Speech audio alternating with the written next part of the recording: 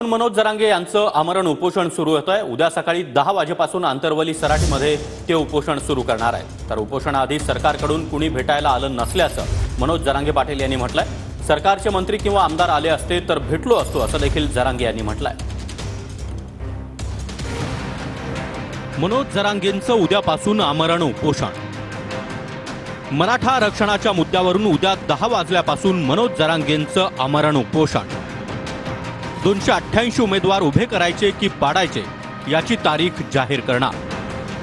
मुंबईला कोणत्या तारखेला जायचं याची तारीख देखील ठरवणार। आमच्याकडे एकच काम आहे, विधानसभेत आमदारांना पाडणं, मनोज जरांगेंचा इशारा।